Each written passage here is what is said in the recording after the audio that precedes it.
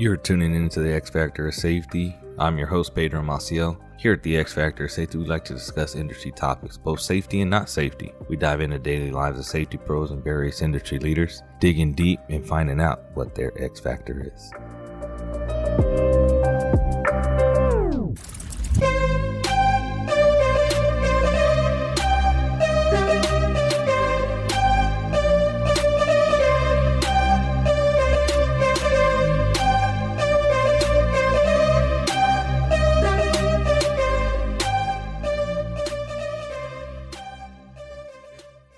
And I can nail it.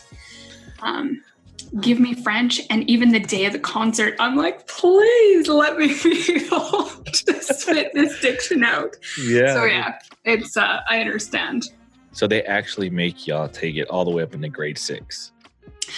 Depending what school you come from, but yeah, it's mandatory in at least the elementary grades because it's one of our national languages. Right. Wow. That's awesome. And then what other languages do they make y'all take in, like, going into secondary school and high school? Yeah. In our high school, there was French. That was about it. I know, so I'm from Fort McMurray, which is about 5 hours north of Edmonton, which is, anyway. So growing up, I think, it was 70,000 people to 80,000 people growing up. So it was a pretty small community.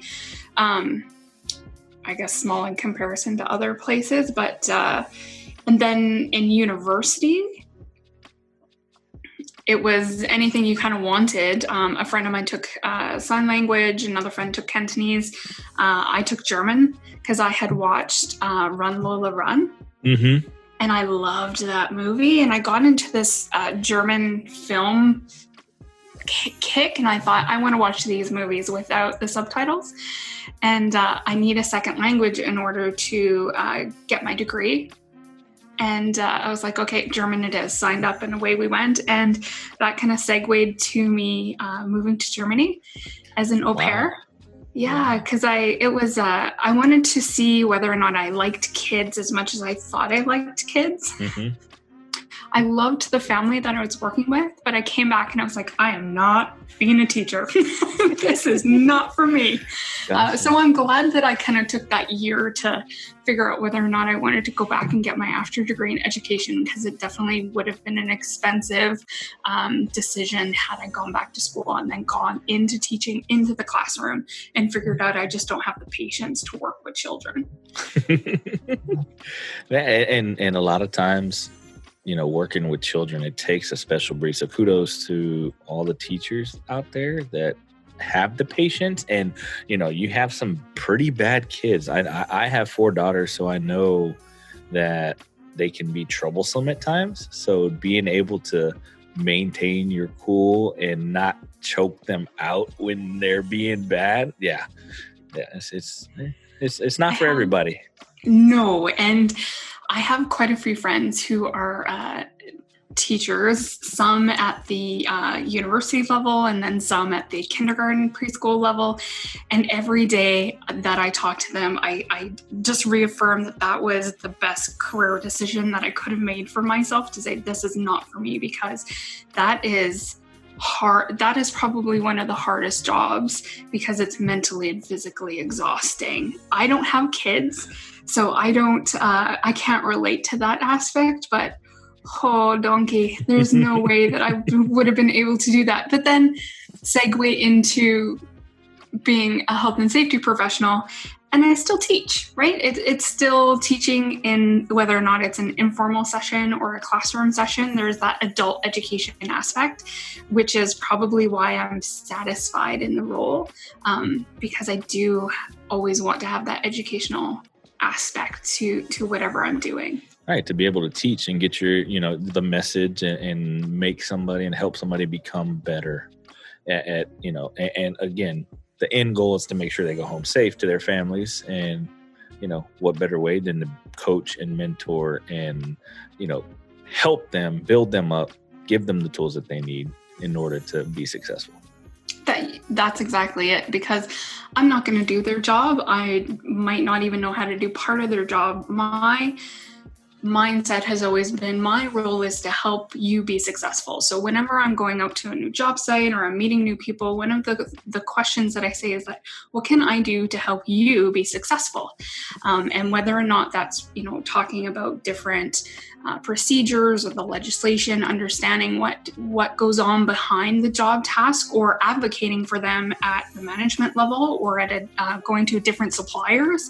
Mm-hmm. I know when I started a previous company, one of the workers said, like, the harnesses here are stuck. And so I brought in a whole bunch of suppliers and said, okay, let's demo all of these harnesses. You guys can pick which ones work best for you. I'll make sure that they meet the requirements. But let's have some actual feedback from the workers, because at the end of the day, they're the ones who are doing the work.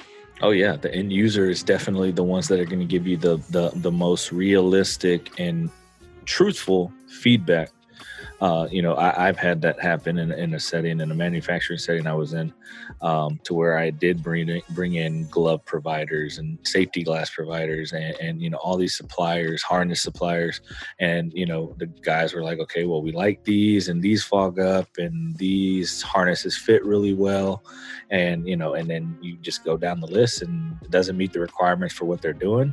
And then you just go buy a whole bunch, and then they're comfortable. And guess what? They actually use the PPE. They actually end up using, because they picked it out. Yeah, what a novel concept, hey? Yeah. And,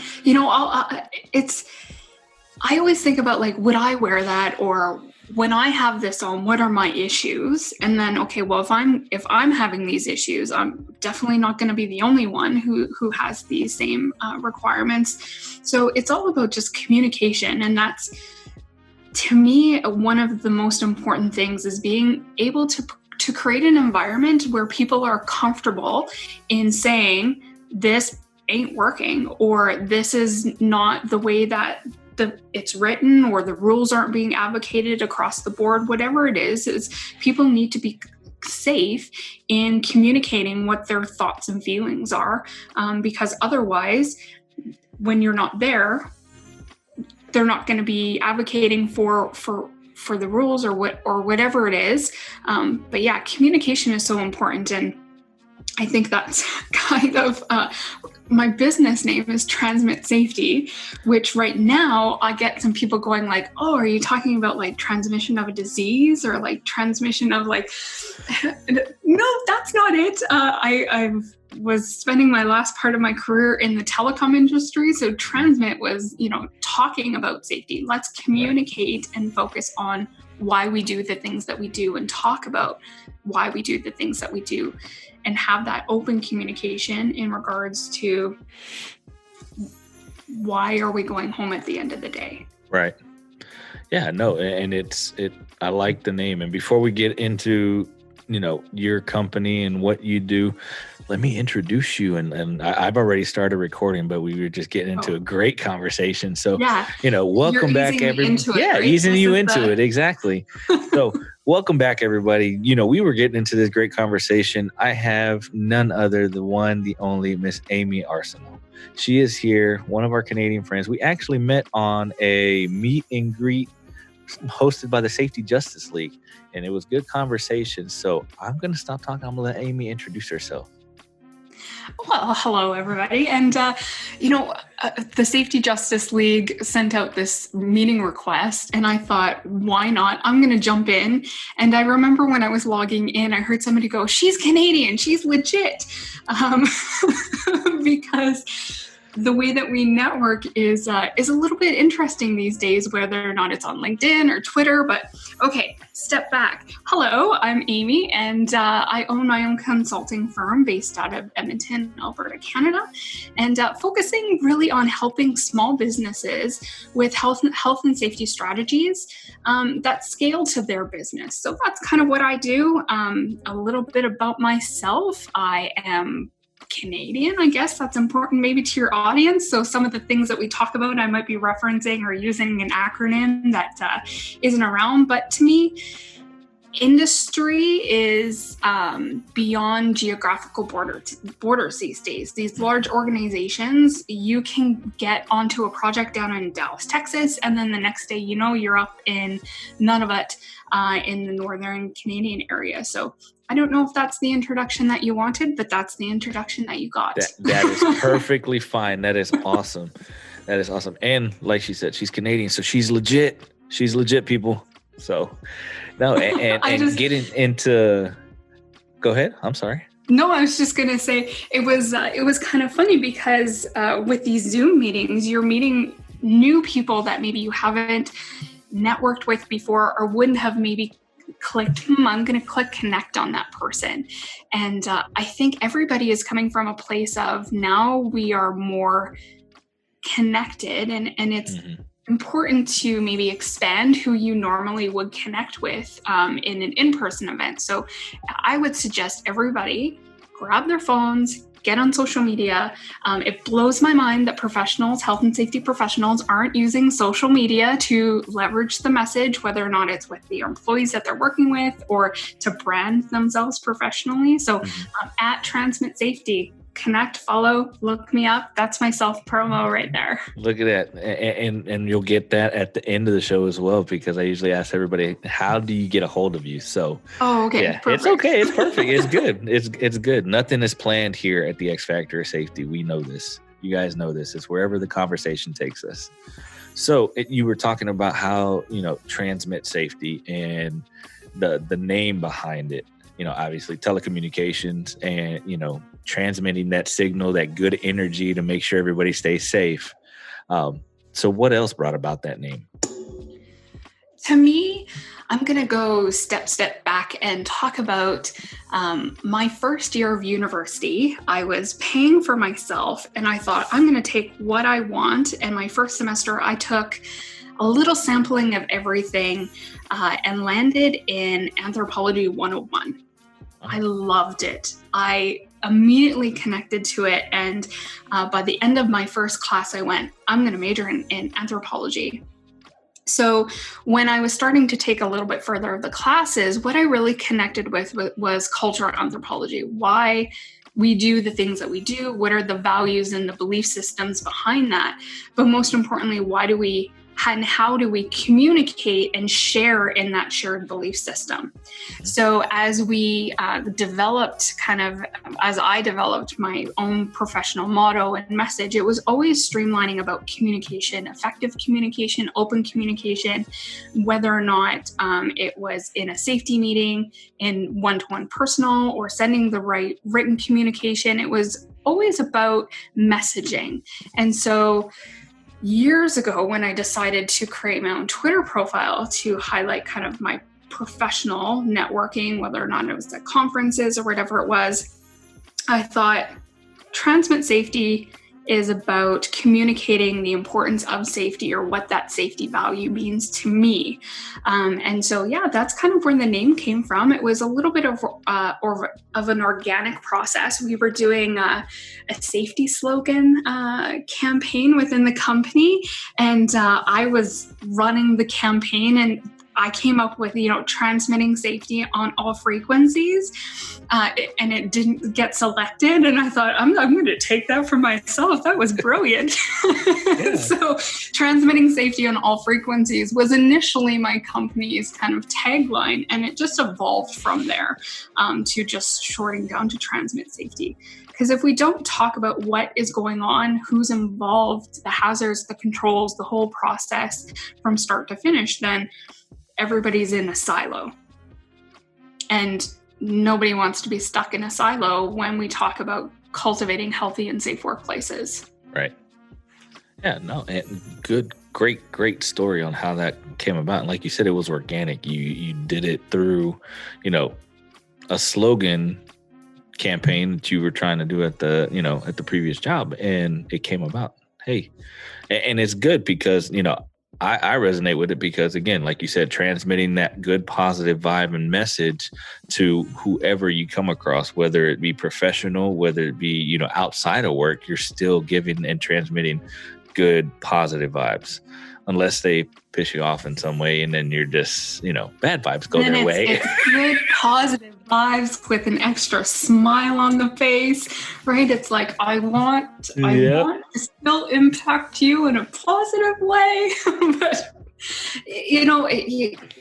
going back on my first project site, where I'm going to age myself. I don't know if I should say this or not, but people were just starting to get flip phones. So I guess I'm not that old, because, mobile phones were available. But, when you needed to send a text to somebody, it had to be a pretty important text, because it took a long time to type that thing out, or you were dealing in abbreviations, acronyms, and up till today, where everybody has a mobile phone. My nieces now have a mobile phone. Blows my mind. She sent me a message the other day. Hi, Auntie. This is me. And I went, oh my God, no. So I immediately called my sister and was like, this app is horrible. This app has, spyware on it. Going down the list of like, this is how you control social media on the internet for your child. But that's a whole nother side passion of mine that I have. But it kind of connects in regards to safety, right? So when I ask somebody's definition of what is safety, I never get the same response. Everybody has their own definition of what safety is. And everybody has their own interpretation of how to get to that place. So when I talk about, transmitting safety, it could be a conversation about the safety of the organization, right? What is the one thing that keeps a company safe? It's business. It's staying in business. It's making financially sound decisions. How can I, as a health and safety consultant, help the management team kind of impact those proper financial decisions, whether or not it's supply chain, it's insurance, it's risk, it's employee hires. There's a whole different element to that, going down to the worker level to say, like, what's your definition of safe going home at the end of the day? Okay, well, let's figure out what that means to you from a day-to-day basis. And asking those questions and actually listening and not just waiting for somebody to finish talking so that you can respond with your rebuttal or your point of view is an important kind of skill set that I think every safety person should have. Oh yeah, definitely. And I was always told God gave you 2 ears and 1 mouth for a reason, to do less talking and more listening. Because again, you're absorbing all this information and getting all this good data, and you have to process it because it's a lot. And then you think and you be quiet and you listen some more, and then you respond with your, answer. And, once you've already processed it, and it's great, how you put it, that transmitting safety and asking people what safety means to them and their definition of safety. I think it's great because you get different vantage points, from an executive level. You're going to get a way different vantage point than your frontline supervisor or your new 6-month in employee who maybe doesn't know safety that well. Could be right out of college and, he wanted to be a welder and he's coming into the trade, but he doesn't know how to be safe. And it's great. It's great to have all the different vantage points in all those different areas, because then you can piece them all together the way of, fitting the puzzle together and then make something great, which is a good safety culture. You need to know who your audience is at all times and what language they speak, what vernacular they use, and what is their background. So whenever, I'm on large project sites or simply doing a one-on-one orientation, one of my first questions is, tell me about yourself. And they'll tell you whether or not they're from the city or whether or not they're from the country, right? One of my always questions in large groups are, where are my farm boys? Okay, we do not fix things here ourselves. We have a maintenance program. We'll get to the maintenance program. But knowing where people are coming from is an important element of being able to effectively communicate with them. To change who you're talking to, I have a lot of conversations with, health and safety professionals. And my question is, where are you within your career path right now? Are you more field focused? Are you at the C-suite? And I find that the most successful safety person is the one who can recognize who their audience is and change their language to the audience the most, maybe not most quickly, but the most effectively. Yeah. Those are the ones that, have, I think, more success within their careers. But it's tough if you are maybe working for a small company and you're the only safety person, or you got tapped to be that safety person. Mm-hmm. To me, I love asking people, so why are you a health and safety person? What got you into it? Mine is organizational behavior, values, belief systems, what drives decisions behind people, behind the organization. Some people say, well, I got an injury, or I had a family member who was injured. Other people got, I'm voluntold. Okay, but why are you still within this career? Because you can always pivot. You can always adapt. You can always say, this is not for me. I'm out of here. My resume is now going out somewhere else. We stay in this position, in this career, because we're getting something out of it. It's an important thing to kind of ask ourselves is, what do we as health and safety professionals want intrinsically to achieve, and then decide on how to go about that. I don't know if that made sense. It makes perfect sense, because again, the reason why I got into safety is because in a sense I was kind of voluntold, hey, you're going to be our safety rep for this one turnaround. And, I was like, okay, why me? But then I thought, okay, I was in the military. I think I can get this done. And I seen all the safety guys and the control operators in the control room drinking coffee, eating donuts. I was like, I can do that. Why not? Who can't? But it wasn't until actually talking to those individuals that I really grew a passion for safety on what they were doing and why they were doing it, saving people's lives by coaching and mentoring. And then, I've been in it for 10 years now, and it's great. All the people that I've been able to meet, all of the lives that I've been able to touch and better in just coaching and mentoring, so that way they go home to their families. And that's what brings me joy. At the end of the day, when nobody gets hurt, when everybody, goes home to see their loved ones, and then they come back and say, hey, Pedro, this weekend I did this and this and this. And, I'm like, okay, cool. That's great. I really enjoy it. And I think everybody has their own levels of joy and success. I think it's important to kind of say, okay, well, how am I measuring what it is to be successful this year or this project within my profession? So, sometimes you say, I'm going to turn around that, manager that's never on my side. That's going to be my success benchmark. Or it simply could be, I'm going to make sure that all of the paperwork gets done, or whatever it is. I hate paperwork. I hate programs that are paper heavy. I dislike reports on reports on reports. And whenever clients tell me that, we need you to count how many FLHA cards you've done, because, the number of cards is an indicator of, it's like, oh no, are you going to pay us to do it? Because I'll do it if you're paying me to do it. But, I'm not sharing that stat amongst my team because it's irrelevant, right? We have 5 people do FLHA cards, 3 are working together.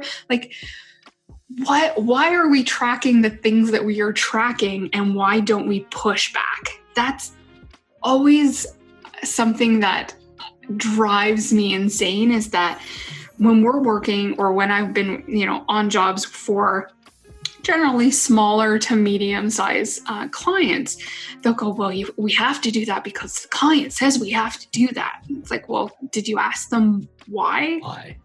Why are you doing that? Or do you have to? Or why are we not billing for that? Okay, you just got me.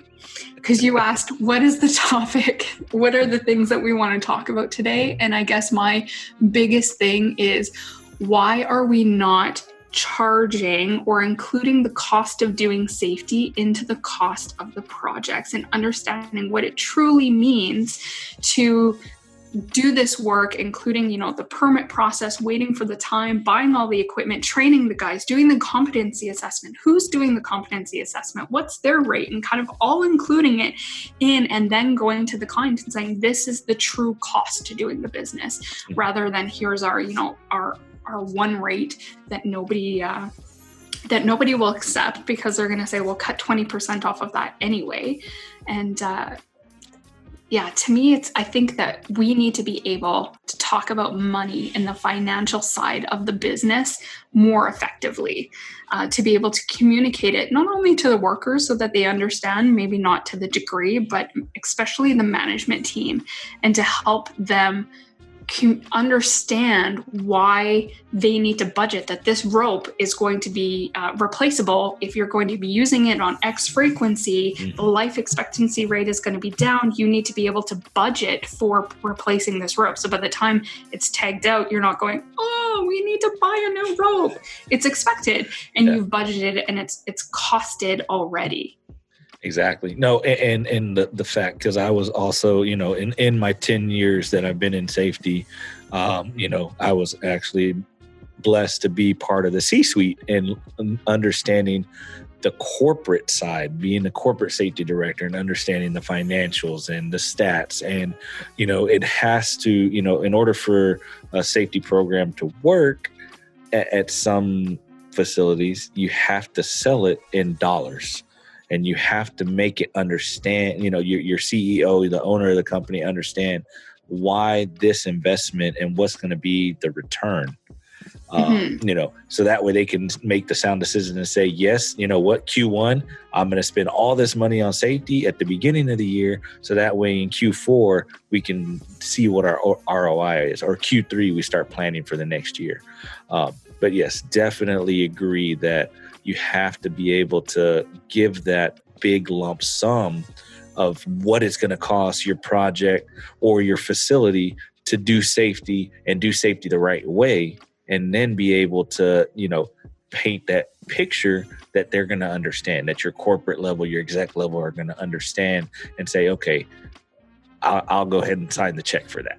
Mm-hmm. But I think one of the next kind of elements is to be able to provide scalable options, because not every company is a multi-million-dollar company, and what they are suggesting that the controls and the methods that are being used to mitigate those risks, the mom and pop shops can't do, because those multi-million-dollar companies won't pay for the contract costs for them to give that same control. So it's important to say, okay, well, what are the scalable options? Who am I talking to? What size of company am I talking to? And what are some realistic, achievable expectations from that? The end of the day is control the risk, use the hierarchy of controls, absolutely. But that can be different depending on, engineering controls could be a brand new X widget, or it could be a very small widget, depending on what it is. But that is when we talk about being able to go to suppliers and be firm and say, this is what I'm looking for and what are my options, and not being afraid to go outside of the normal kind of 5, maybe, PPE supply chain vendors, or being able to leverage a little bit more of a buying power. That's something that has always boggled my mind when you go to large projects and, the large companies are buying $1,000 or thousands of gloves, and they buy them for $5 a pair. But then a smaller company has to go and buy that same glove because that site has mandated that this is the glove that you need to have on site. And that small company has to buy them for $40. Yeah. Why? Why? Exactly. Why? It should be able, especially for the safety of the workforce that's getting the job done, the price should be the same.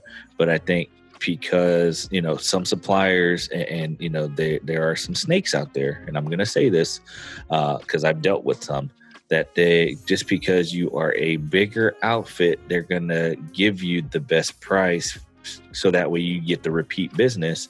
But then, you have a subsidiary that's smaller that doesn't do as much volume, and they jack up the price, tenfold. And it's why? If it's the same product, we're part of the same line to get the same work done, you're going to charge them more for the same product to be safe. Watch out for your suppliers. Vet them very, very well. Absolutely. And become aware of who your sales rep is as well. That's a relationship that,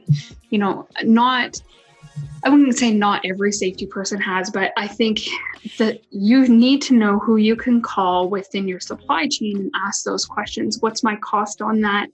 If I buy 1,000, do I get a different buy rate? You might not have a warehouse to stock 1,000, but it's something that you could definitely pitch.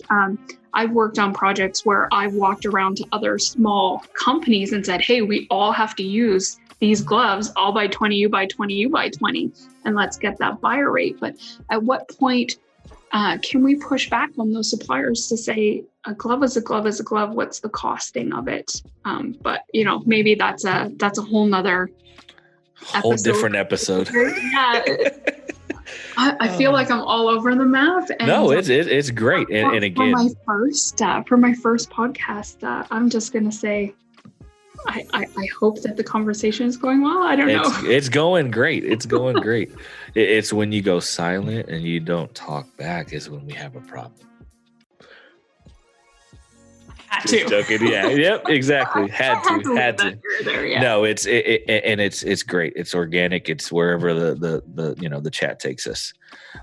So pivoting off of that, I did want to say I was kind of snooping around your LinkedIn, and how are you fluent in GIFs?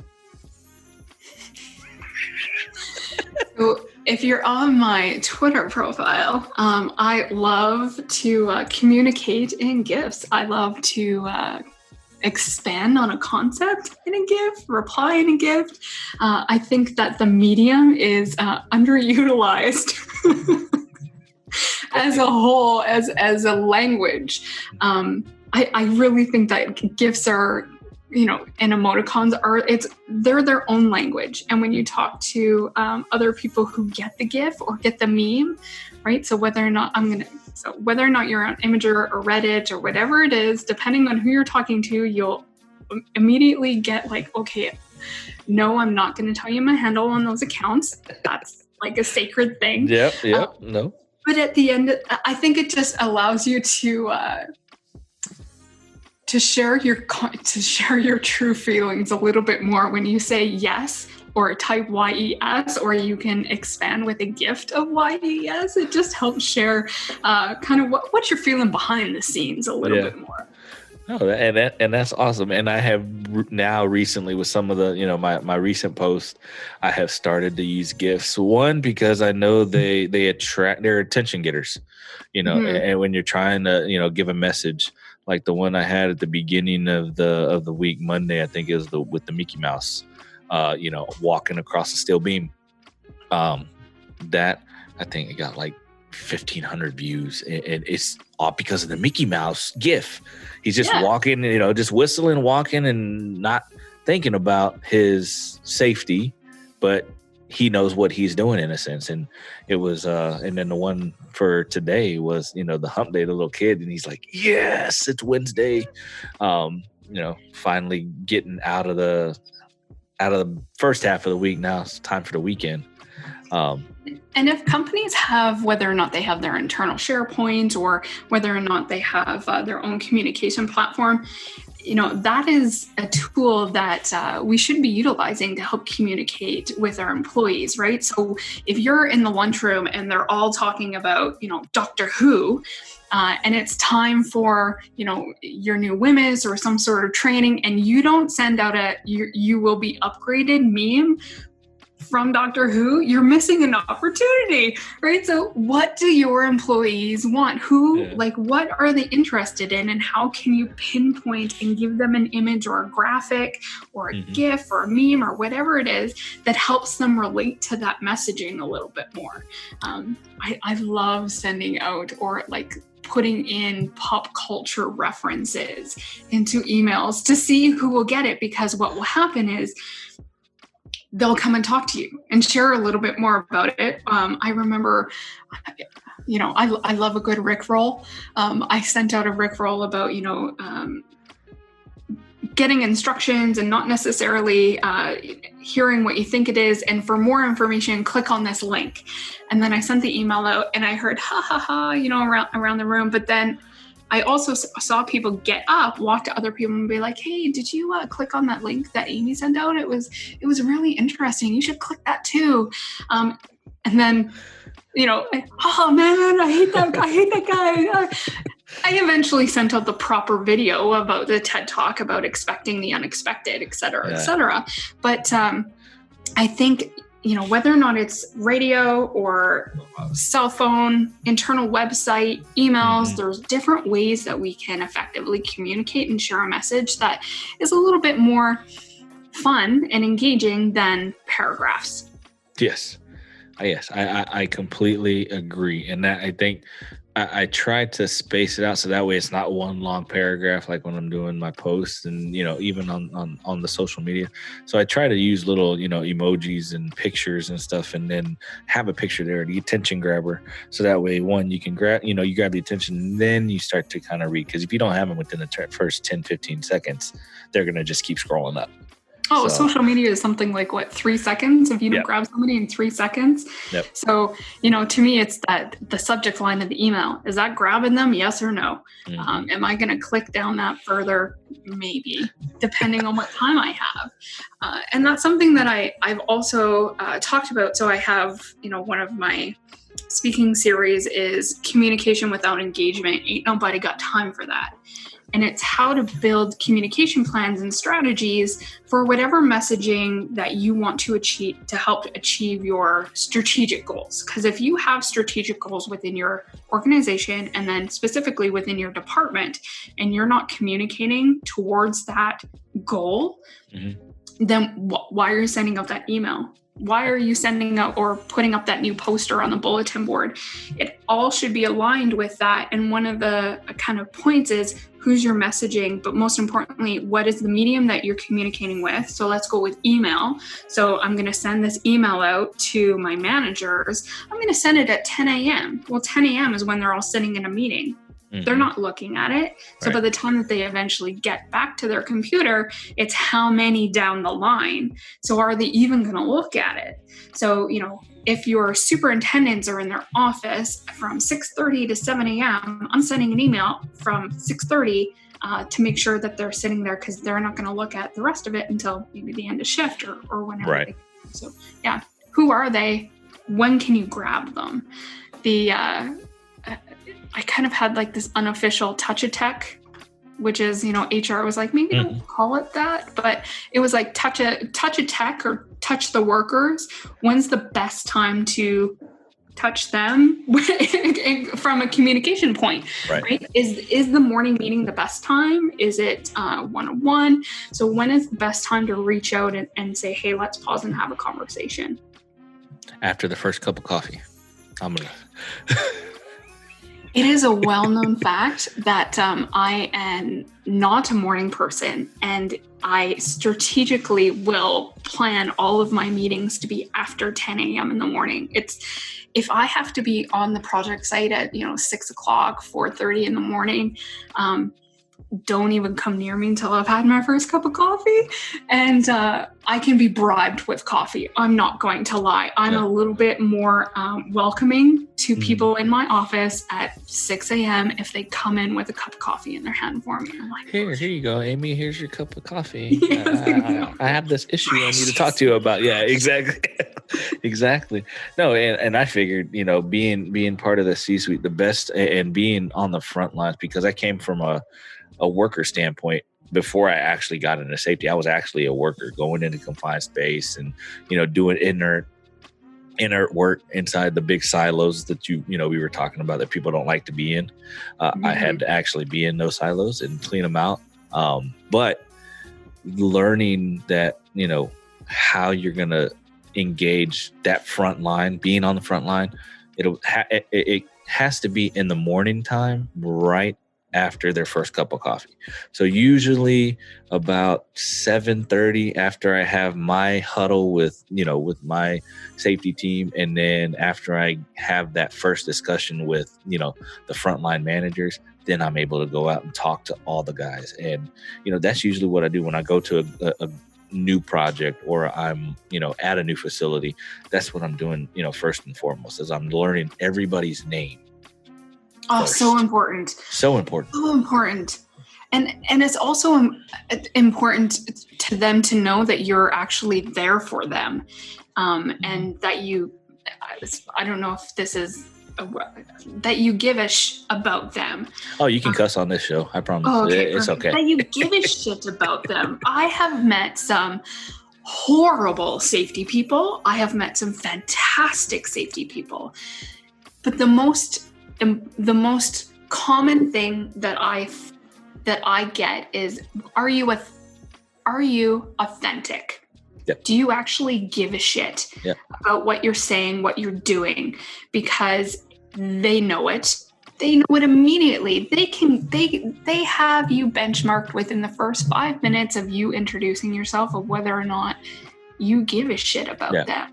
So knowing your name is so important. Yeah, you get to a project and then you're like, hey, my name's Pedro Maciel. They're already saying, yep, that guy's full of shit. He's going to blow smoke up our ass. And I'm not going to listen to anything he has to say. I'm going to come to these meetings.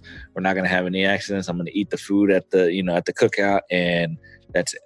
But I'm already tuning them out. But when you go in there, like I know when I became the corporate safety director and part of that C-suite, I just went there and started talking to everybody. Hey, what's your name? Hey, what do you do here? Hey, my name's Pedro Maciel. I'm the new safety director, but don't think of me as the safety director. I'm here. I'm a support for you. What do you need to be successful? And, slowly but surely, some of the people, it took them, 3 months, 6 months to kind of warm up. But once they did, the ones that were so set in their ways were the ones that were bringing the best feedback and ideas on how to change a culture. Yes, and it's great. They've been there. I remember I was on... We had a project and I was scheduled to go out and do a site visit, and the manager was like, ha ha ha, they're going to make fun of you, blah, blah, blah, blah, blah. And I show up and I'm there all day. And sometimes I would hang out, all day just following, observing, help me understand what you do. So when I go back and we're writing a procedure, I'm a little bit more aware. I have an idea of what you do because I don't know. This is a new role or project. And I came back.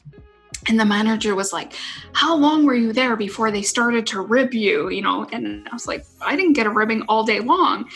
And one of the workers who was hearing the manager's question said, yeah, because her safety coveralls are actually used, unlike yours. We only see you, once in a blue moon. We see her all the time. So it was kind of like, oh, that's not a good sign for the company. Yeah. If the management team isn't actually understanding what the frontline workers do. To me, that always has cracked me up is, how often do you get to know the people that you're working with? It's so easy, but you have to give a shit. Yep. And that sometimes that's not easy because you're focused on different measures, right? So, whether or not it's how many billable hours they have or how many, new sales lines did you bring in, et cetera, et cetera. Rarely is the manager asked, how much time did you spend getting to know your workforce this week? Yeah. Yeah. Name one problem that, one of your guys has that, you can help with.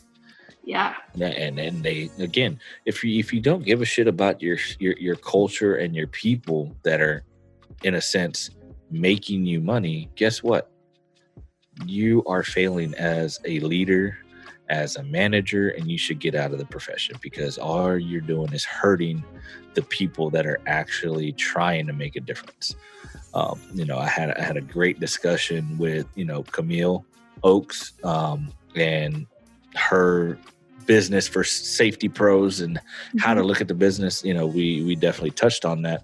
If you are in the safety profession to come in and, just try to lay down the law and think you're gonna, become this great safety professional, I'm sorry, you're not. Please step aside. If you don't like your job, pivot and do something else, because if you stay as a safety professional and you suck, well, guess what? You then make it suck for the next person who wants to make change, who wants to bring change, and that culture is going to be twice as hard, but you just now tarnished a safety profession, And it's so much work, because you have to initially get the buy-in, and then although the conflict is already there, you need to be able to create that positive experience of, yes, I can help facilitate this. But you said the C word just then, and I wanted to touch on that, because culture, from somebody who has an anthropology background, when I talk about culture, it's a holistic approach. So don't tell me that you have a health and safety culture. Don't even say health and safety culture. You should be saying organizational culture. You have one organization. Safety is an element of your organizational culture. If you tell me that you have a health and safety culture that's outside of your business operations, then it's not doing what you think it's doing. So we need to stop saying safety culture. You didn't say safety culture. You simply said culture. Culture, yes. But it was like my spidey senses came up, and I was like, I hate safety culture. So, I'm so glad you didn't say that. No. I totally agree, because if the culture, because it not only stems, from the health and safety, the, EH and S factor, the culture then stems into your HR and your onboarding process, and then up to your executive level management, and then, your CEOs, and it's all encompassing culture. Safety should be part of how decisions are being made. Yes. So whether or not it's purchasing, so if I'm a purchaser and I always order these, we'll stay with gloves, and I order these gloves, but this new glove is, on sale. Do I understand, if I swap that out, the ramifications of that? Do I understand, if I buy this filter versus this filter, do I understand that I'm sitting in a desk, I'm not using it, I'm not putting it on, but my decision from a financial standpoint impacts the end user of that product. Mm-hmm. And so, when we talk about values and belief systems, you can't have a safety culture. We should be talking about creating safe operations and safe production with quality built in, because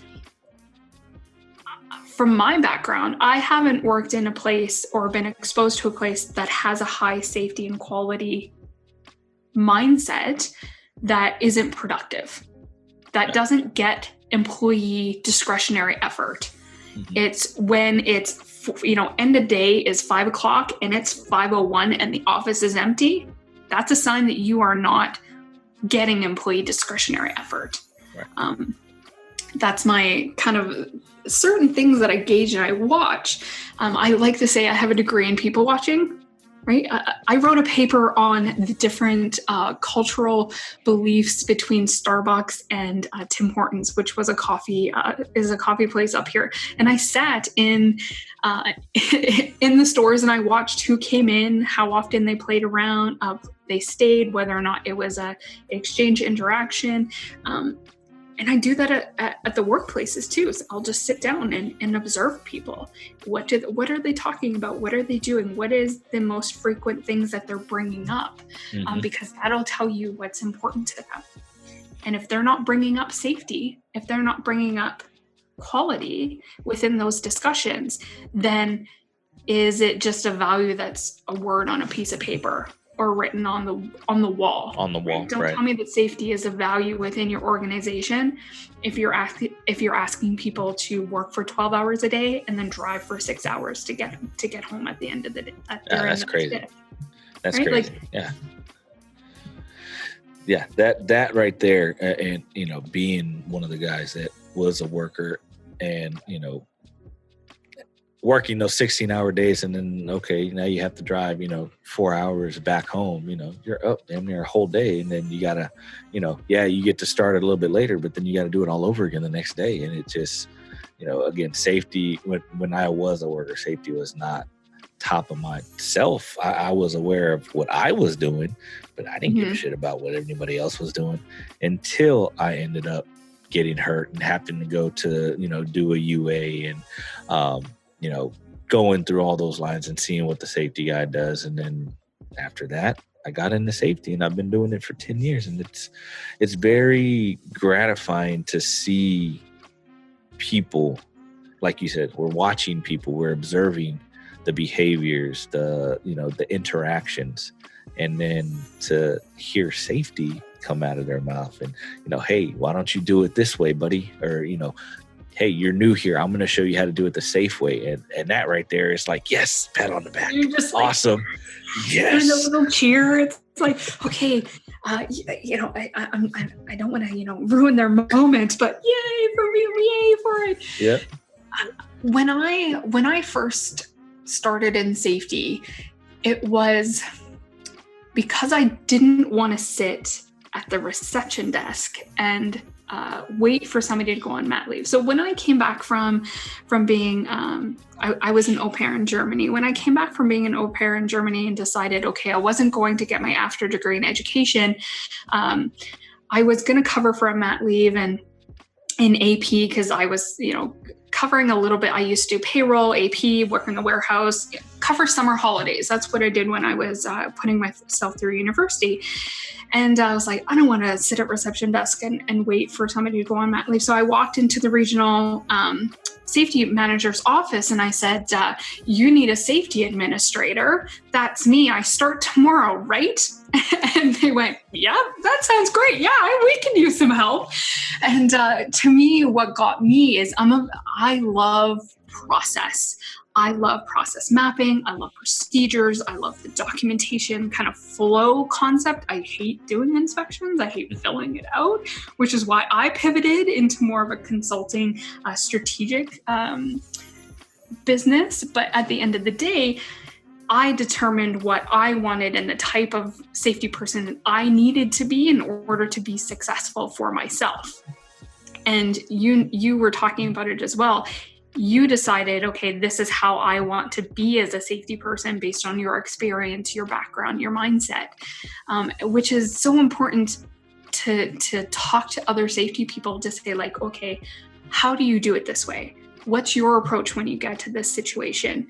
I've worked isolated in, 8 hours north where I was on a project with maybe one other safety person on night shift where we would have to hook up to a grader, get pulled up, get hit the swamp mats, away we go.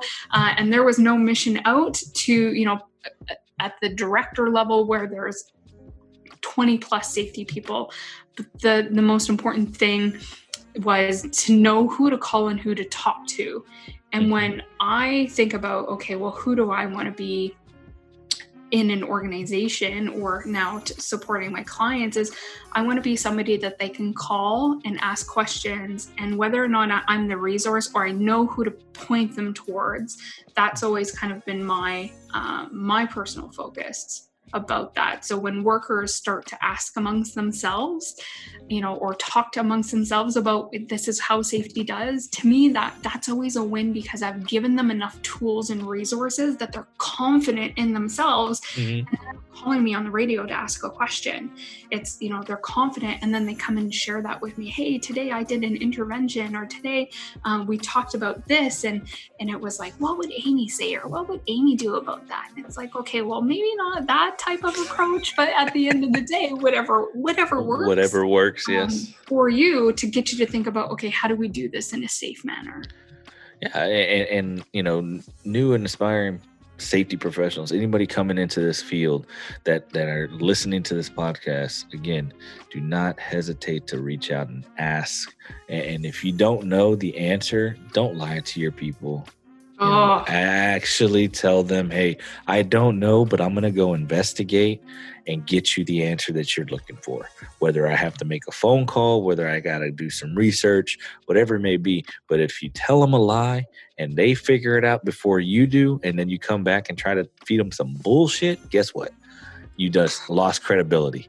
Yeah, that's a tough hill to climb. And I know some people who have been in that situation and who made the decision they had to leave the organization because it was too hard for them to come back from that. Wow. And, you know, taking a look at where your gaps are professionally. Okay, I don't know what I need to know about air quality. Roll out my Rolodex, but I guess jump on LinkedIn, start to see, you know, who in your network is there. And if you don't have anybody in your network, ask somebody in your network who in their network can they help you with. Yeah. And that's all that. So I'm a member of CSSE, which I think is the equivalent to ASSP. Yeah. Down in the States. And I wouldn't be where I am today without the mentors and the people within my network and the support that I've had throughout my entire, you know, career development. And I've been, you know, in safety now for years, 15 years. But at the end of every day and I don't think I don't talk to somebody within the profession at least once. Whether or not it's simply to say hello, reach out, how are you doing? Or, hey, I got a question. Or vice versa. Somebody calls me and says, hey, I have a question. But don't lie to your workers. Don't lie to your management team. Just, you know, don't lie, period. Right? Let's just phrase it a little bit that way. Yeah. I don't know is a very humbling thing to say. I don't know that, but I will get back to you. Check your ego at the door. Yeah. When you come into the safety profession, check your ego at the door because it's not about you. Yeah. It's not. It's about those workers. It's about people doing the physical work. Yeah. And I usually tell, you know, kind of to break the ice, I usually, you know, tell the workforce when I have my first initial meeting, getting on a project, I usually tell them, you know, I have a job and I'm here because of you guys, not the other way around, you know, because if you guys weren't here, I wouldn't be here. So thank you. And, you know, sincerity it goes a long way. Don't ever bullshit your workers. Don't ever, you know, beat around the bush. I don't know. Like you said, it's very humbling, but when you don't know something and you can admit that you don't know, especially to a coworker or a peer and say, hey, I don't know, I need help. Guess what? Your credibility then goes up and they see you just like their coworkers. Hey, he's just a normal person, just like we are. We forget shit all the time, man. Guess what? And you're also a person who they will come to when they don't know. Okay, yeah. Well, she was vulnerable with me, so maybe I can be vulnerable with her. Maybe not as much with workers, but management. I get that a lot where I'm in a meeting or, you know, I'll say, you know what, I don't know that, but I'll get back to you or whatever it is.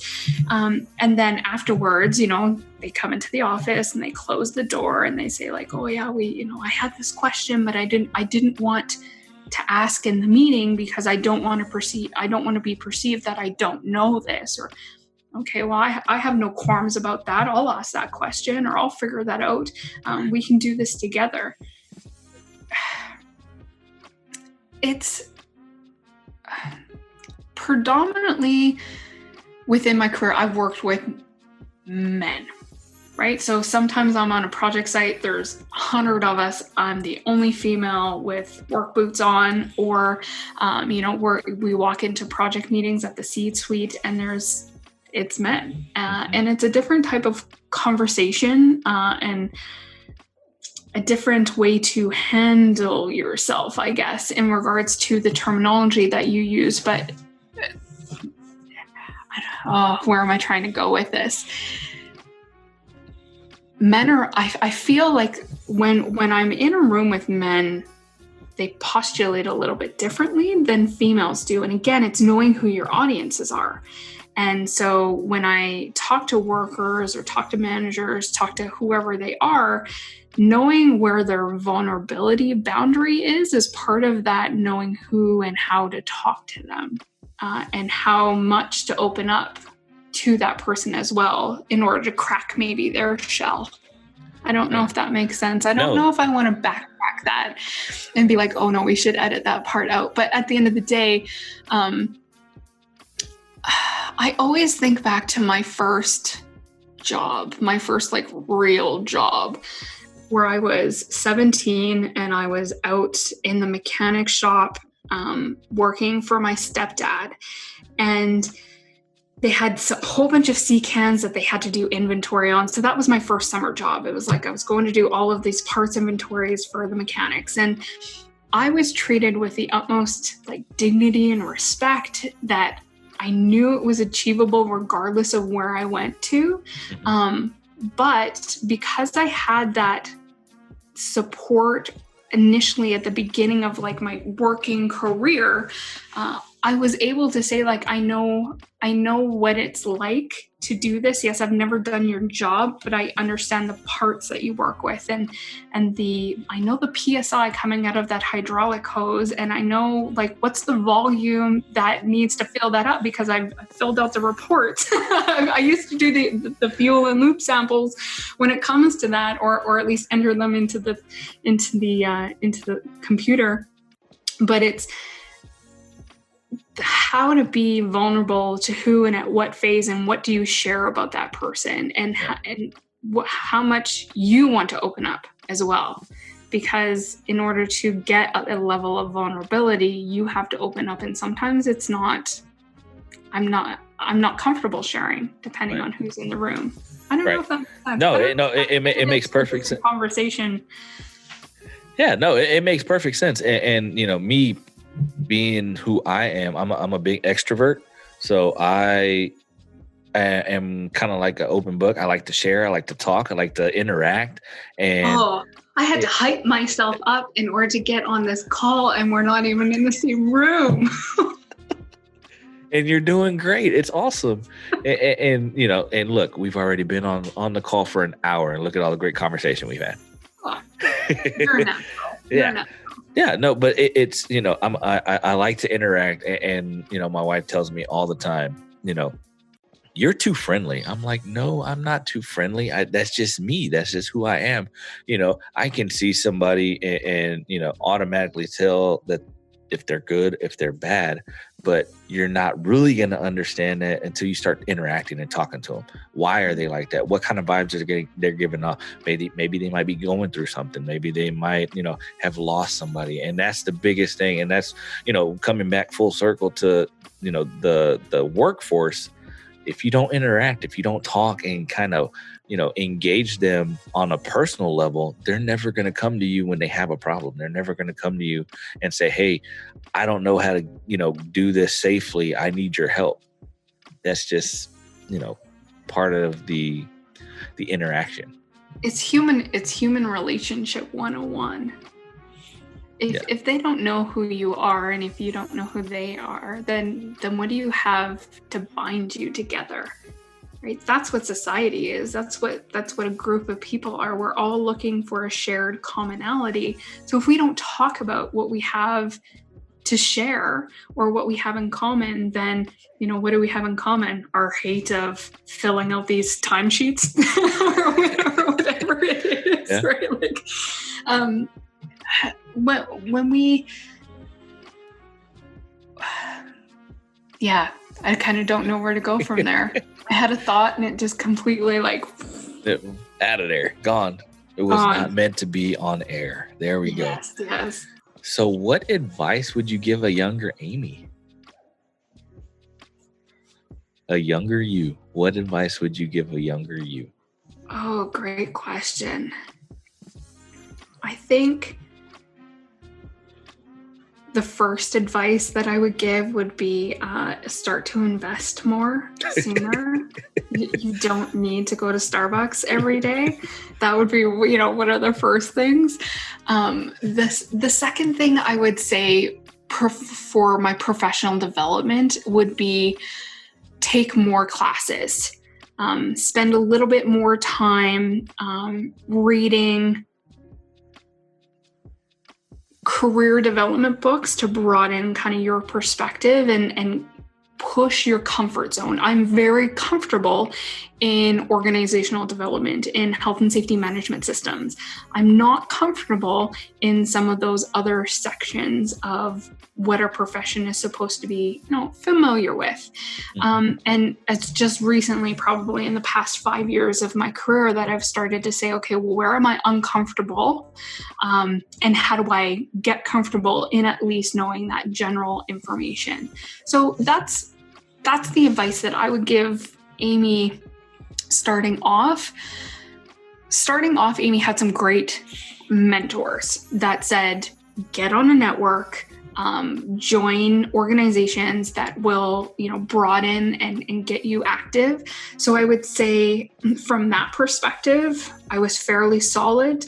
It was staying, it would be broaden what you expect to know as a health and safety professional. Just again, within the past 5 years, understanding the business side of things. So whether or not that's financials, budgeting, the procurement, the project management side of things, saying, okay, well, how does my position fit into the whole of an organization and not just, safety's over here and everybody else is talking about the SWOT of an organization and me going, well, what does that acronym mean? So being able to be comfortable in talking about the business side of things, I would have liked to do that sooner within my career. Nice. Yeah, nice. I'm going to turn around to you. What about you? What is your career or advice to early you? Patience. Learn patience. And granted, I went into the military right out of high school. So it was, I was running and gunning. I wanted to get out of mom's house, but patience. Be patient. And, on the personal side, but on the professional level, reach out and put your pride aside and get mentors earlier than what I did. Because I think if I would have done that, I would have been, a little bit better than what I am now. Not saying I'm a bad guy, but I think if I would have got some mentors earlier on, some of the mistakes that I made as a safety professional maybe wouldn't have happened. Some of the, the fails that I've had I had a mentor early, maybe would have been successes. I cannot encourage people enough to get mentors or become, a mentee. Whether or not you're a mentee or a mentor, it's a two-way street. Yep. You can't. I mentor a few people, and I'm learning from them at the same time. It is definitely a two-way relationship, but I just don't have one. Depending on where my gap is, I have multiple mentors that come and go depending on where the gap is. I'm an auditor. And one of, when I'm talking with the safety people about their program and, going through and looking at stuff, I get to see a whole bunch of how health and safety management systems are put together.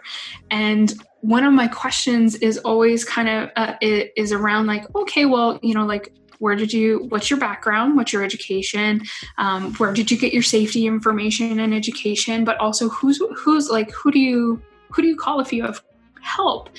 And the larger the company, the more times the person goes, oh yeah, I have a mentor and I have a network and I have a blah, blah, blah, blah, blah. But it's the mom and pop shops or the smaller companies where the person's like, oh, I don't talk to anybody. I don't call anybody.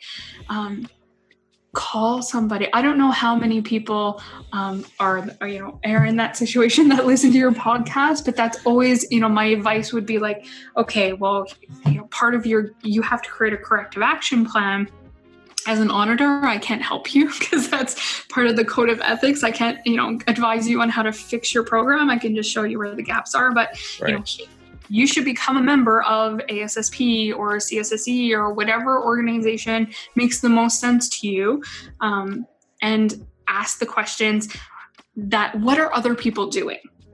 Mm-hmm. I think that, who can you steal? And this is air quotes.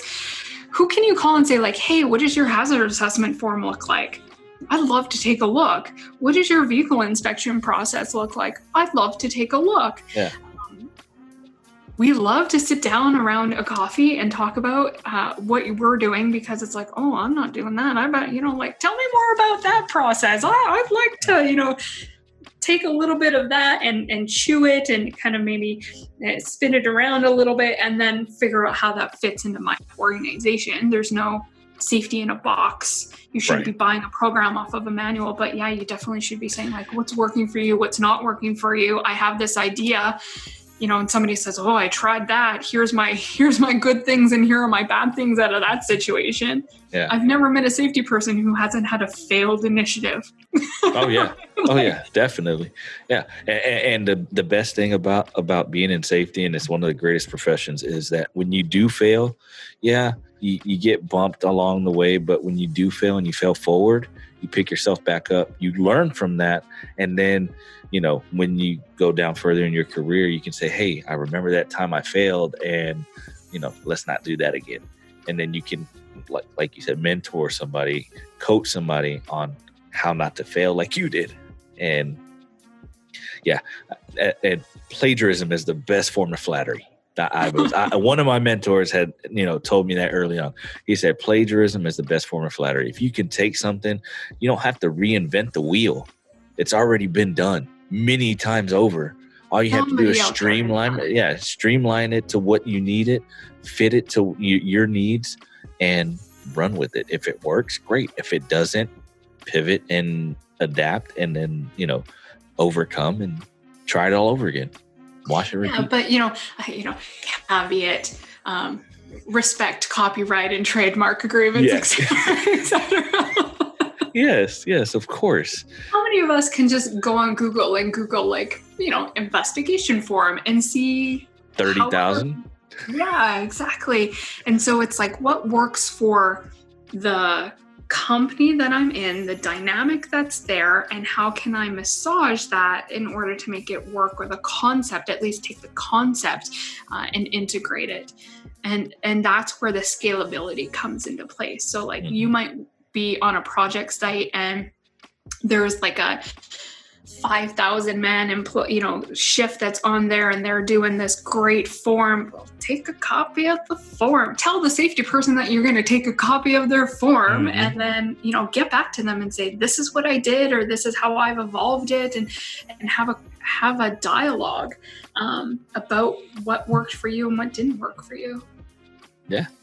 And speaking of evolved, how have you evolved as a safety professional from the time you got into the safety profession to now? How do you answer that? How have I evolved? Back in the day,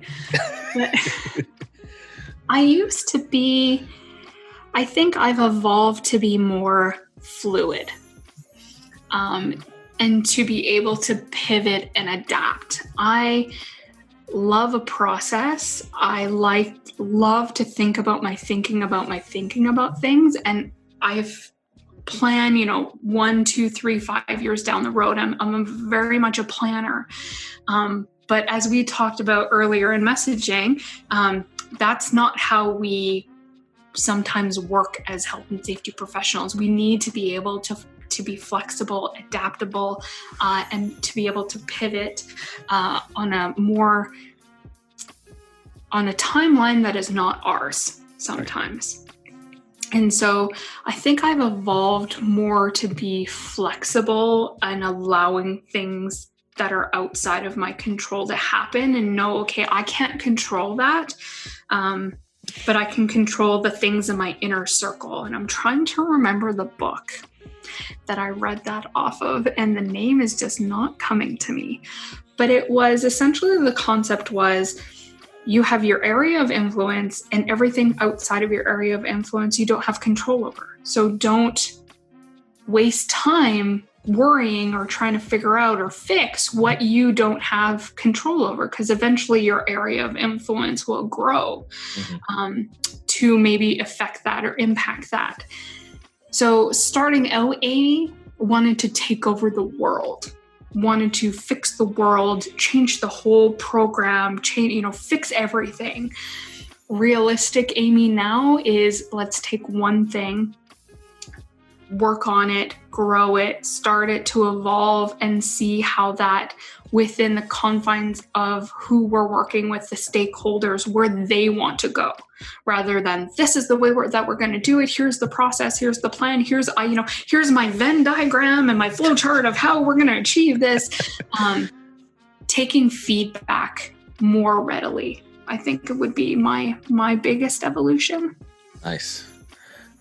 And it's great. And these things are, I like the conversation because it's all genuine, and you're giving us you, and you have to evolve. I see us safety professionals kind of like, caterpillars, butterflies. We all go through those different stages. You get in there, you're a caterpillar, you're learning, you go into your little cocoon, and you get comfortable in the area, and then finally when you break free and you've been doing it for a while, and you get your mentors, and you come across a good workforce, and you have backing from the C-suite and everything, then you become this great, beautiful butterfly that spreads their wings and flies and is able to, like you said, conquer the world, which we're all trying to do as safety professionals.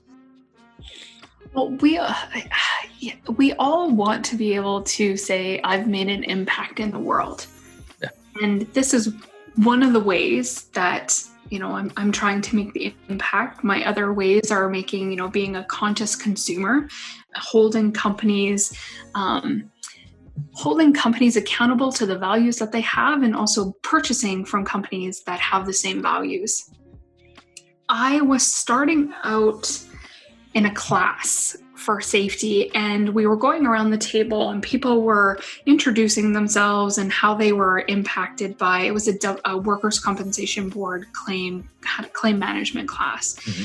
And this person was talking about how her aunt worked for a fast food company, and how that fast food company had a horrible safety program, and how her aunt, got severely injured, and just went on and told this horrific story about how the company treated her aunt in the claims management process. But what really stuck with me, and even to this day I still think about it, was she had that fast food company product sitting in front of her as she was talking about it. And I went, you have control over telling a company whether or not you believe in their values or believe in how they're treating their workers every time you make a purchase of their product.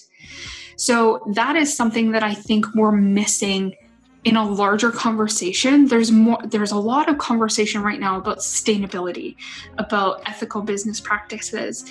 Is safety an ethical business practice? Is it not? How do we talk about that? But how do we understand and know what companies are doing as a consumer from a health and safety perspective? That, I think, is the next evolution of consumerism, because we talk about environmental and sustainability, but do we really talk about how well they're treating their employees from a health and safety perspective? Yeah. No, and again, if you're not talking about that, like you said, that's going to be the next big push, the next big wave to come and again bring up the safety. I don't want to say culture. The safety. I feel you. Yeah, the safety culture, and from a safety professional standpoint, that culture, all of us safety pros and those that are wanting to come out of the university and be safety professionals, they went through the schooling, and that the next big wave, that is going to be the talk. And with COVID, it's starting to get a little bit more public in regards to how are companies keeping their employees safe from COVID. Mm-hmm. Okay, well, let's just ask how are employers keeping their employees safe? I think that there's right now it's the unfortunate time, but I think it's an interesting time for us as professionals to maybe take the public awareness of health and safety to a more public forum. Mm-hmm. Let's talk about the companies that are not providing health and safe workplaces. How many of us have ordered something online from a company that shall not be named that maybe doesn't have the best business practices because it's convenient for us?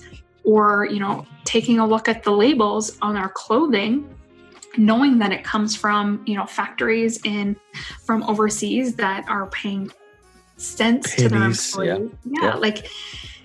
We have control over the types of companies that exist because we buy the products. So let's start having that larger conversation about what products and what types of values do organizations actually have. Because you can't tell me that you value health and safety, but you're paying your workers in North America adequate wages or whatever, however you want to benchmark it.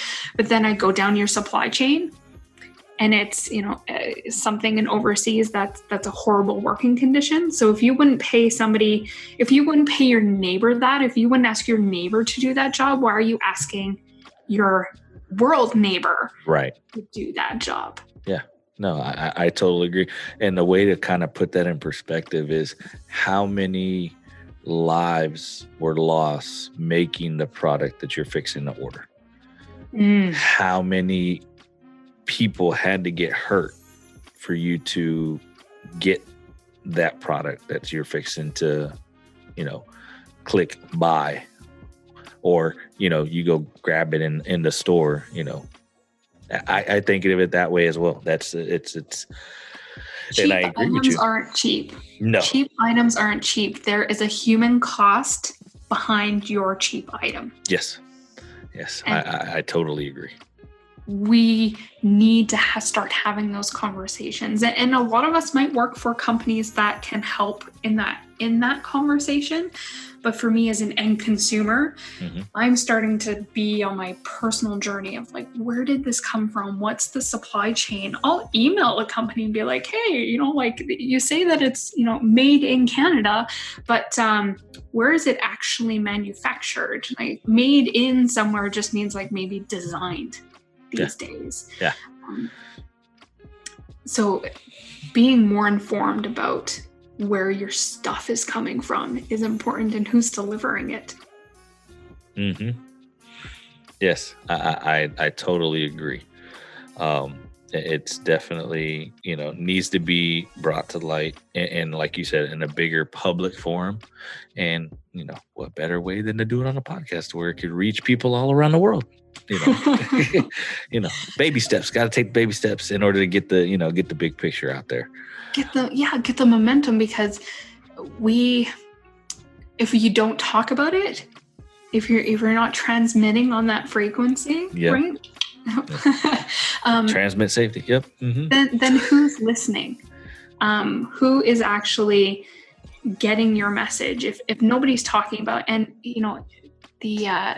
what was it? What's the saying? Oh, I'm just one person. I can't make a difference. Have you ever had a mosquito flying around in your bedroom at night trying to sleep? Right, that one mosquito can be quite loud, depending on who's listening and what their focus is on. Yeah, exactly. So, and I like to play this little game, and I just recently started it. So, what are the top 3 apps in your phone right now? I'm going to open up my phone. because I'm not very far from it. So I would say Twitter, Instagram, and Imager. Nice. Where does LinkedIn fall in there? 4th, 5th? It's in my social bubble, so it's there. I'm probably in LinkedIn once or twice a day. Nice. Just perusing, seeing what's there. I work from home, so it's easier to kind of jump on.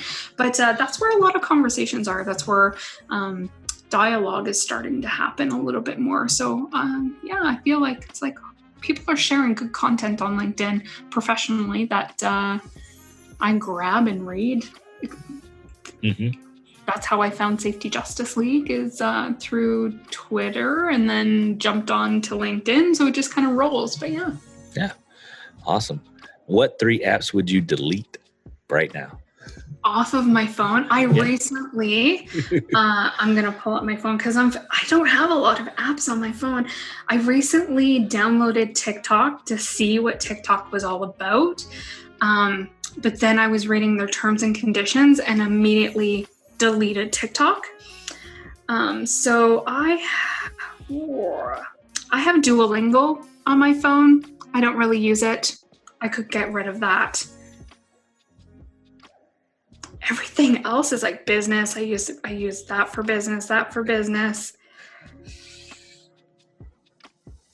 I have the Slack app on my phone, so I'm going to say I would get rid of Slack as well, because I can't get people to use Slack, and the groups that I'm in are, I'm just not feeling it right now.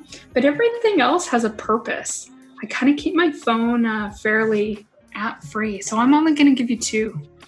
There you go. No, and that's fine. If that's all you got, that's all you got. I understand. Like, I don't really.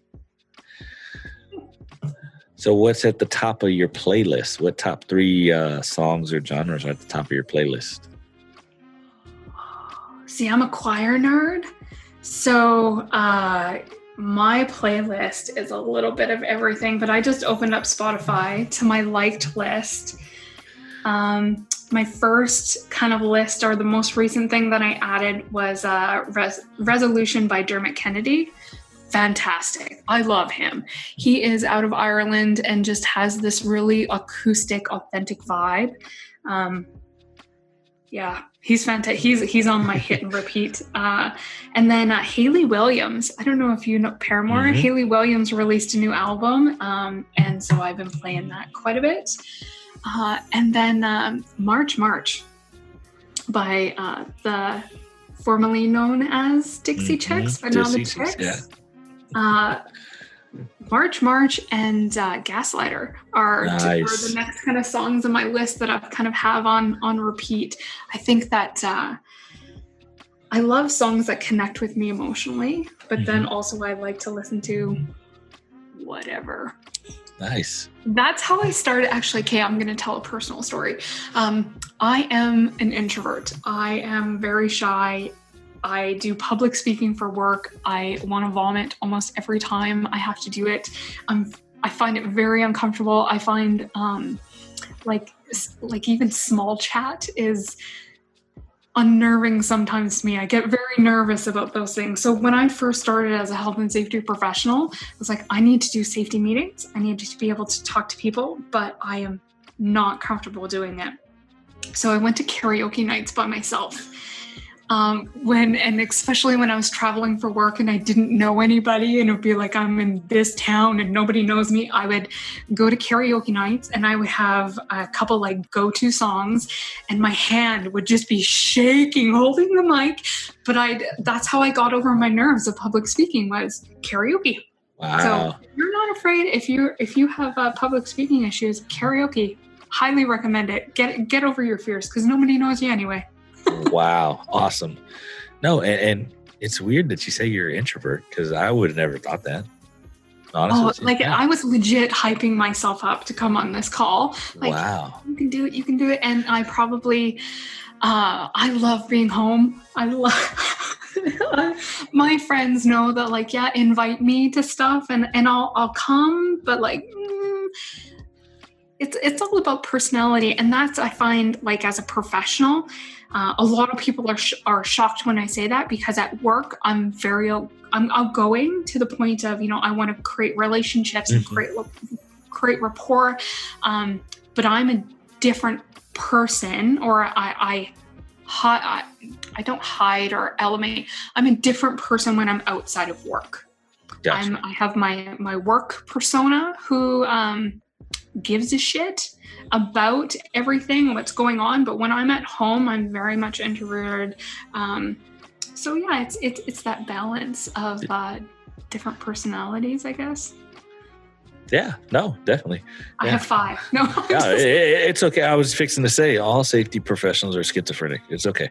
We have different personalities, but again, it's you're at work and you have a persona about you, and then you get home and it's just like, okay, different persona. You're just more relaxed. You're not necessarily thinking about work. Me personally, I'm a workaholic, so even when I'm not working, I'm still thinking about work.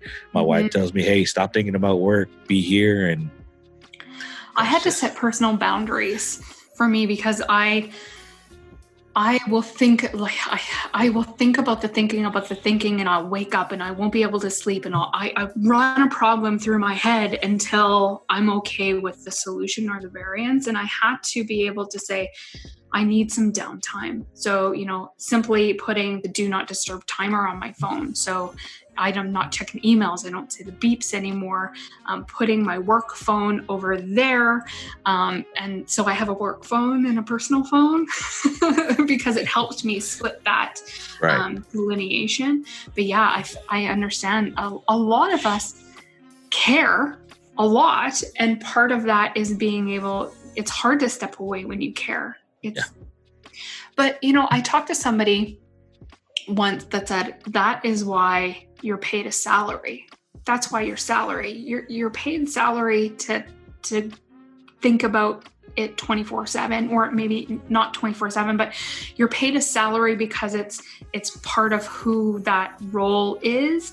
An hourly person has the benefit of checking in and out, of punching that time clock. A salary person doesn't. So if you take something home, or you're working on it, or if you need to be up at 9:00 at night in order to figure out a solution, then that's what salaried means. I call it slavery, but that's a different concept down there than it is here. And then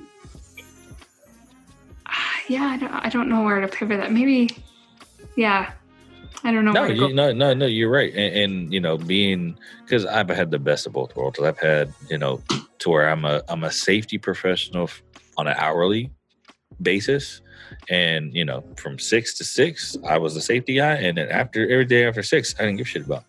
And, like I said, being part of the C-suite and being the corporate safety director, you're salaried, but you're salaried for a reason. You have to think about it 24/7 and not really think about it 24/7, but always have that phone readily available in case something happens, being and taking people to the doctor real late at night because they got injured on the job site and those types of things. And it makes sense, because again, like you said, hourly, you can check in and check out and don't have to worry about it. And that is one of those things, is that sometimes you have people in a higher position that can't think strategically, right? In order to be effective at a senior level, you need to be able to think in a strategic manner and mindset, where, a production manager who's, widget getting the work done, or even, a field safety person isn't maybe necessarily thinking about the strategic development of, or the implementation of a program or software or whatever it is. And the capacity to think about that isn't always available when you're sitting in the office. Right. So that to me is how I've explained it. It's like, I was talking to people, I got this great gig, but it's salaried. It's like, okay, well, do you understand what that means? That means that you're going to be thinking about things a lot more, because you just can't, stop counting those FYC cards and go home at the end of the day. You got to be thinking about the implementation or the strategic development of X factor. Yeah. So speaking of X factor, and I named it for a reason, because I think everybody has an X factor. Everybody has a specialty or uniqueness about them. So what is your X factor?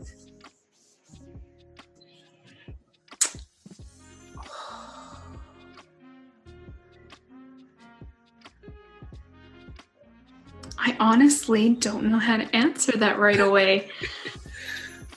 When I am thinking about what makes me effective or what makes me different, it's hard to pinpoint, because I've talked with so many other safety professionals, and I have this in common and that in common. The way that I like to deliver health and safety is maybe a little bit more scalable. So I'm willing to adapt and think outside the box for solutions, and understand that not everybody can spend X amount on a solution, but being able to think outside the box to still create that effective management system, but in a way that is relatable to the organization that I'm working with. I don't know if that's an X factor or not. It's how you deliver safety. It's how you're, and like you said, the authenticity of it. It's the way that I deliver, that you don't have to do. Safety is not just programs. It's not just a policy. Safety is a mindset and how you make decisions, and it's how you communicate what you believe in and putting those beliefs into action. So, putting the value systems into action within an organization. I don't just talk about safety as one entity. I try to include all of the other stakeholders. Mm-hmm. So I think maybe that to me would be one of my go-tos, is that I want to always ensure that all of the stakeholders are included in the conversation, whether or not that's, the executive to the subcontractor, having all of the people involved in that process, because it is a holistic approach versus just a standalone entity. Nice. And that's perfectly fine. That's you. That's what makes you you. I should have known that this question was coming, because I listened to episodes ahead of time. And at the end of the day, I'm just me.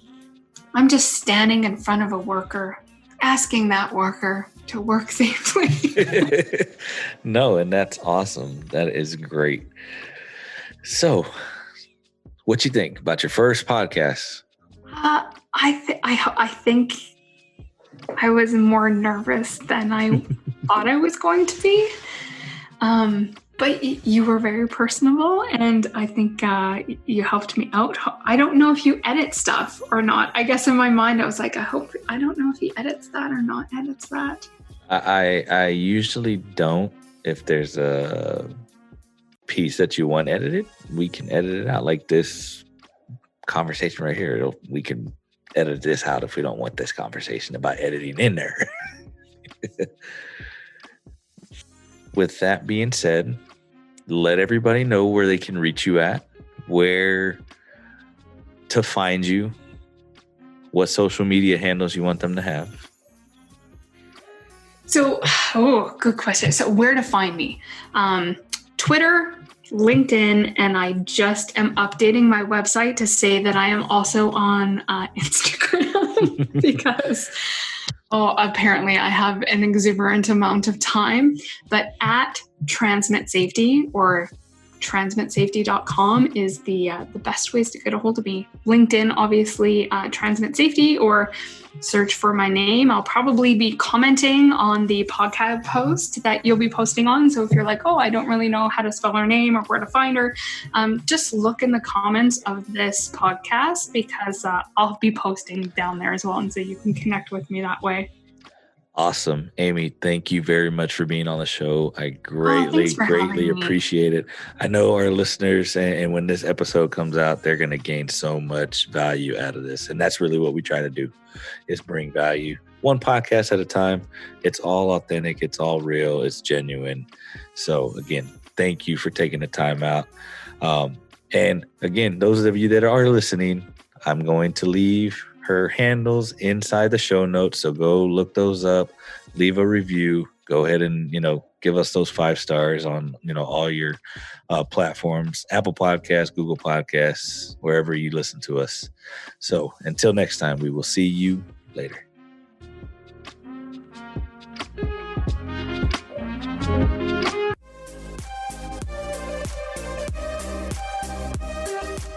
Well, we're at the end of our show. We want to thank you for lending us your ears for just a little bit. We hope you were able to get a bit of value out of this episode. We would love to hear from you, so go check us out on the website, thexfactorsafety.com. Send us an email at xfactorsafety@gmail.com. You can even give us a call or send us a text message over to our X Factor hotline at 434-381-0723. If you have thoughts or ideas for the show or would like to be featured on the show, reach out and we'll make it happen. So before I go, ask yourself one question. What is your X Factor? Until next time.